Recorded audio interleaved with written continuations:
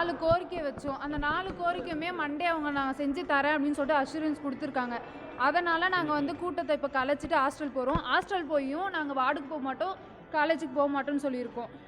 எப்போ எங்களுக்கு வந்து ரிசல்ட் வருதோ, போஸ்ட்மார்ட்டம் ரிசல்ட் வருதோ அப்போ தான் நாங்கள் வந்து அடுத்த நடவடிக்கையை எடுப்போம் சார் அப்படின்னு சொல்லியிருக்கோம். மேபி அவங்க சொன்ன வாக்குறுதியை எதுவுமே செய்யலைன்னா திருப்பி எங்கள் போராட்டத்தை நாங்கள் ஆரம்பிப்போம் சார். அவங்க என்ன வாக்குறுதி கொடுத்தாங்க உங்கள்கிட்ட? இவ்வளோ நேரம் பேச்சு நடந்திருக்கு, என்ன சொன்னாங்க?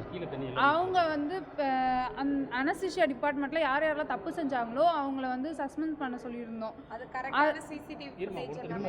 சிசிடிவி ஃபுட்டேஜ் வச்சு நான் அந்த போஸ்ட்மார்ட்டம் ரிப்போர்ட் வச்சு தப்பு அவங்க மேலே வந்துருச்சுன்னா கண்டிப்பாக நான் ஆக்ஷன் எடுக்கிறேன்னு சொல்லியிருக்காரு. அடுத்து என்னென்னா அந்த பொண்ணு வீட்டு தரப்பில் உரிய பணம் உதவி செய்யணும். அதே மாதிரி கவர்மெண்ட் ஜாப் அவங்க வீட்டுக்கு வேணும். இது ஒன்று கேட்டிருந்தோம். அதுக்கப்புறம் வந்து எங்களுக்கு வந்து த்ரெட்டன் பண்ணுறாங்க நிறைய பேர். நீங்கள்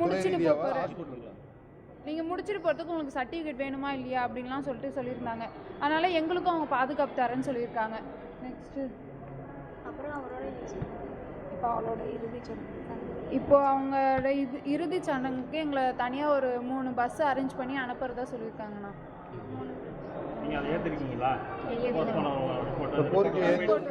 ரிப்போர்ட் வந்தோடனே போராட்டத்தை 2 நாள் மட்டும் ஒத்தி வைக்கிறோம். அவங்க சொல்றதை செய்யலைன்னா திருப்பி நாங்கள் ஆரம்பிப்போம்ண்ணா. பேருமா நர்கிஸ் பாம்.